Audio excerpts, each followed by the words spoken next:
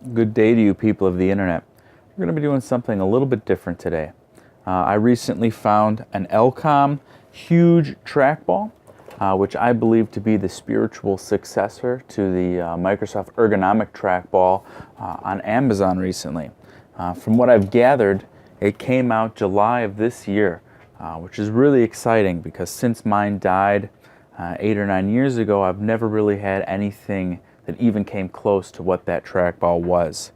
It was like $250 used online when mine died a number of years ago, and on Amazon now they're asking for $639 for them. So obviously it was a great mouse, it was a great design, had a great following, but when Microsoft discontinued the design, nobody picked up the torch.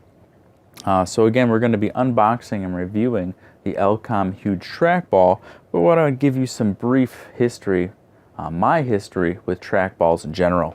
I got my first one, which was a micro-speed PC track trackball, probably in 1990, when I got a hand-me-down 3D6 from my grandpa. It's a great mouse. It's heavy, 15.5 ounces, 2 easy-to-use buttons, a big 57mm ball with kind of some rough mechanical tracking, but for DOS and Windows 3.1 it was fine. Later, in the late 90s, I picked up newer edition micro-speed PC track trackball with PS2 and a much smoother mechanical tracking. Late 90s, early 2000s are when first-person shooters really started taking hold, and this smoother action mouse certainly came in handy. But it wasn't long that optical trackballs were coming out. Scroll wheels were out. Those were things to be pretty jealous of when you had this mechanical movement mouse with no scroll wheel, no optical tracking. So I picked up the Microsoft ergonomic trackball. It was everything that this microspeed was and everything that it wasn't at the same time. It had a nice big ball. Buttons were thumb placed, which were really convenient and easy to use, and the mouse had a pitch to it, which gave you more of an ergonomic feel when you were using the mouse on the desk. The micro speeds are great, but they're very flat, and you got to kind of pitch your wrist a little bit. That Microsoft mouse was phenomenal until it died on me, and by the time it did, like I said, Microsoft just discontinued it, and they were impossible to come by unless you wanted to shell out a lot of money. So the only other option I really had was this Kingston Expert mouse. It is a much better design than the micro speeds. 4 buttons, this phenomenal scroll wheel that goes all the way around the mouse. It's amazing. The optical tracking is great. It's overall a good mouse. But even though it's phenomenal, I still really missed the experience and the feeling of that Microsoft ergonomic trackball. So we're going to give out this Elecom a try. We're going to give this a try and see if it fits the bill. It's got the thumb placed buttons, scroll wheel in the same spot, a nice large trackball, 2 additional buttons for your end fingers, but it also gives you some things like DPI adjust from 500 DPI, 1000, 1500 on a little slider on the side. It's got some programmable functions and a couple additional buttons that are programmable as well. So let's unbox it, see what we got. Okay, so we're going to be taking a look at the Elecom huge trackball M-HT1URBK. It's got a really kind of simplistic but yet appealing packaging. I love the fact that everything is in Japanese. It's got a nice little presentation of the mouse itself.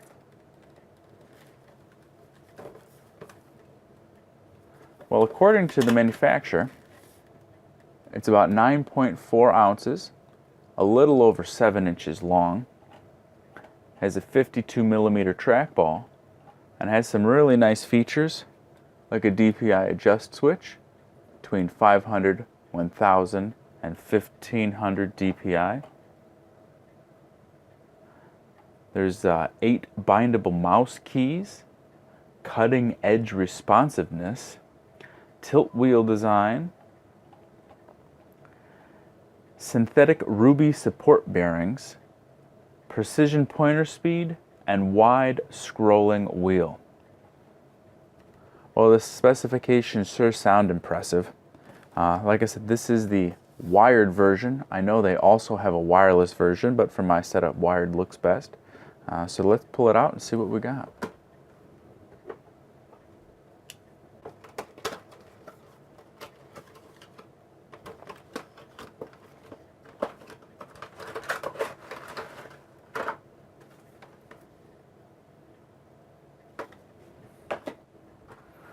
Okay, we've got this protective sleeve. Whoa, there it is. That looks phenomenal.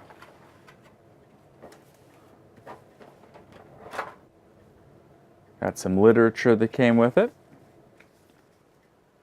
Gonna have to read through that thoroughly. As well as what looks like a quick start guide that does have an English section.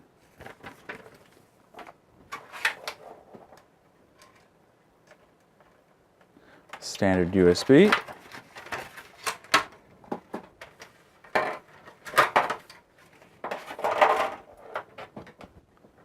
All right, there it is. We've got a few buttons on the side here. Scroll wheel with tilt options. The DPI adjust switch. Functions 1 and 2, which I'm sure are some of the programmable options.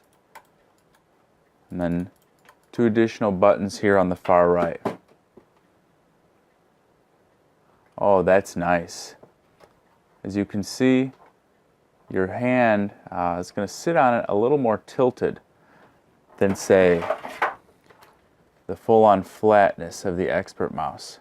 So it should give you a more ergonomic feel. Oh, that's nice. The ball just glides in there. I really like the red and black tone. It just looks very attractive. It feels very solid made. Pretty neat that it's got some synthetic ruby bearings in there to support the ball. I know the Microsoft ergonomic trackball had those as well, and they really hold up. All right, well, next let's connect it and see how it works.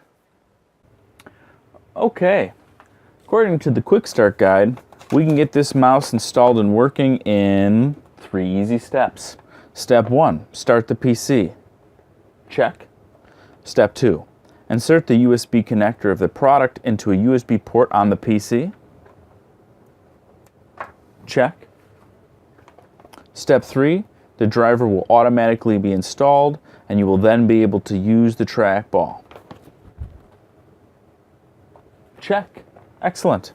The last section here on the Quick Start says that you can download the Elecom Mouse Assist software that should give us access to the programmable buttons, some sensitivity settings, and things like that. The Quick Start also gives us some tips for cleaning the trackball, which would be removing the ball by, there you go, popping it out. And then it looks like using a Q-tip to clean the areas of the synthetic sapphire bearings. Other than that, there is a section here showing you what each button does, which is pretty convenient. But let's stop talking about it and get over to the computer here and see how it actually works. Now that we have the Elecom huge trackball installed, I've gone ahead and installed their Mouse Assist 5 software that corresponds to this mouse. It gives us a lot of nice features. We can custom set the functions for all of the buttons here on the mouse, including the tilt functions on the scroll wheel.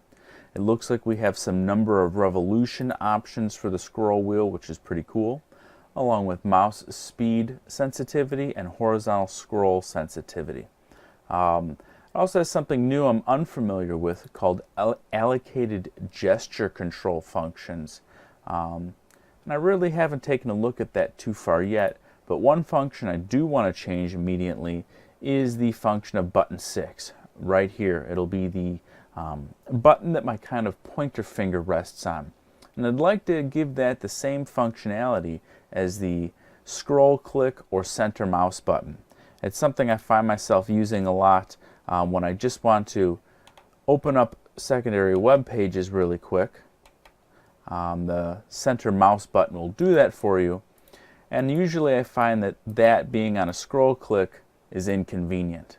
So we'll go ahead here, hit the drop down, and see if it gives us a middle scroll click function, which it does.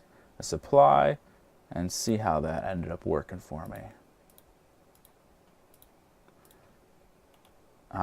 Much better. Screen doesn't kind of jitter as I'm pushing the scroll wheel down because it is now on the function 1 button. So I can immediately see the software is going to be helpful once I get time in on this mouse and get a chance to play with it a little more. Next up, let's try some mouse accuracy tests between my old mouse and the new mouse. I know my scores aren't going to be stellar because I'm not really practiced here, but this is just a quick function. So I am now going to be using the Kensington Expert mouse, which has around a 500 DPI on this mouse accuracy test. Let's see how we do. Don't laugh.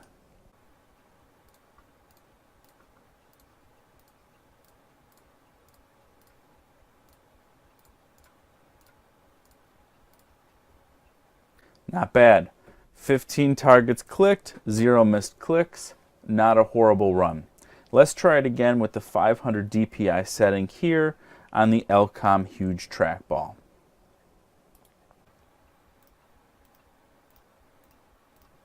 I can already tell you it feels a lot smoother.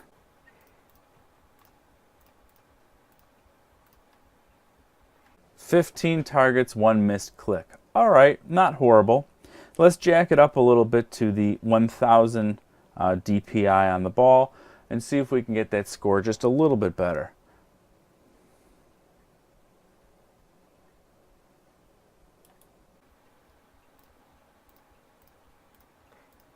Holy cow, 1000 DPI makes a big difference.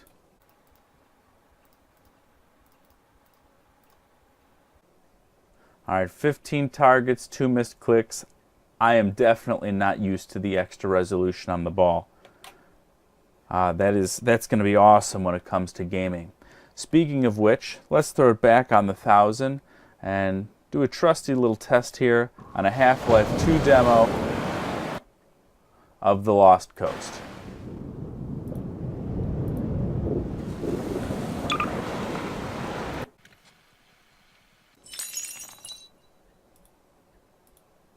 Lost Coast is just something I have gone to for video stress tests and mouse tests very frequently over the years.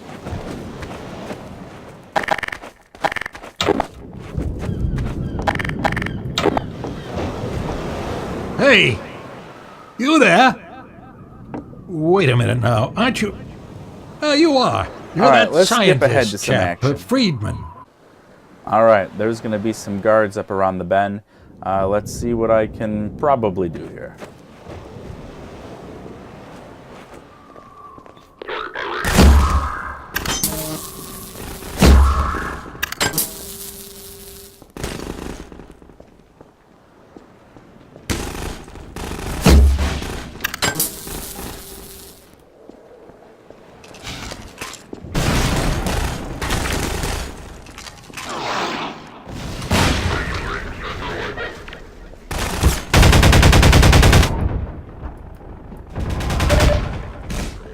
All right, that was a pretty successful test.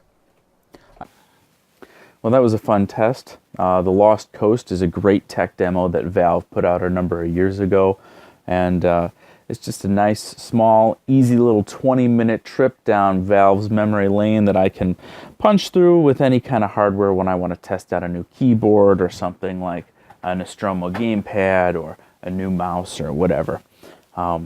So I can immediately tell that having access to extra range of DPI is going to be super helpful when it comes to gaming and workflow.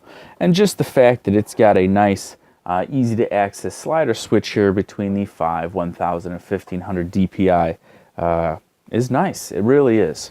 I've already gone ahead, as you've seen, and reprogrammed the functionality of this button. because it kind of sits right where my pointer finger will. And it gives me just a nice quick place to get what I feel would be a good spot for the center scroll click.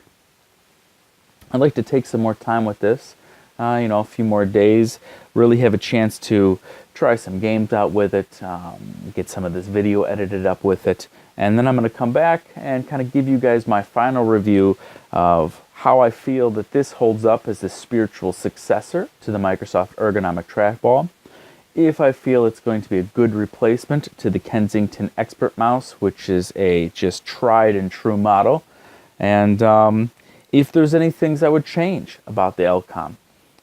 So give me some time to play with it, and we'll be back.